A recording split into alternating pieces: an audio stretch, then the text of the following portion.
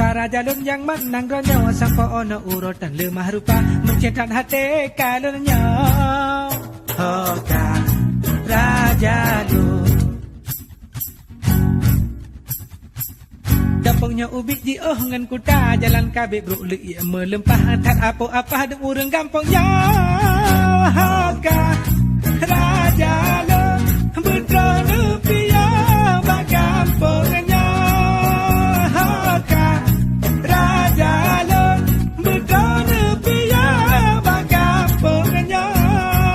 Raja Lun Raja Barosa pajan kena jak sawa kampung kamu berikhlas hati wadana teka bermedua berbahagia.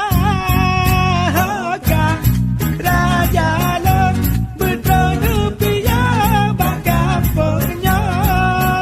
Hoka Raja Lun betrone pia bak kampungnya. Beginilah kondisi sepanjang jalan di Desa Seribu Bayu, di mana salah satu desa yang sangat terisolir dari pusat Kecamatan Indramayu, Kabupaten Aceh Timur. Hampir sepanjang jalan di desa ini sangat buruk dan sangat prihatin, bahkan rawan kecelakaan. Hoka Raja Lun yang menang ronyo sampai ono urutan lemah rupa mencetak hati kalunnya. Sepanjang jalan rusaknya biasa aja dilewati oleh warga yang kibana begitu, pelajar na, petani na, orang tebi tamong na, kayak kerja waktu, karena na buka ladang, maksudnya na masyarakat yang pula tanaman, turun, tapi orangnya manu-madu ke terbangkalai karena laganya jalan kondisi jalan. Harapan long ke pemerintah lampadu orangnya dibancara benar perhatian pemerintah. Jadi harapan pemerintah kepada bupati khususnya ataupun di Suhub untuk meninjau lokasi keadaan jalan di daerah pedalamannya untuk dikalon dan juga untuk diberi teguran ke PT Tualang Raya salah satu.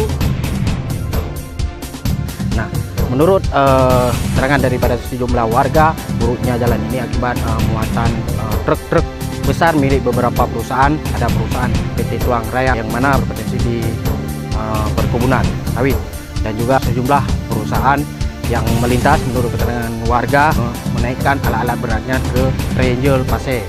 Nah, di sini berada sekitar ratusan jiwa penduduk yang keseharian menggunakan jalan lintas ini untuk menuju pusat Kecamatan Indramayu, tepatnya di Desa Lemirah. Ini berjarak lebih kurang sekitar 15 kilo atau 10 hingga 15 km.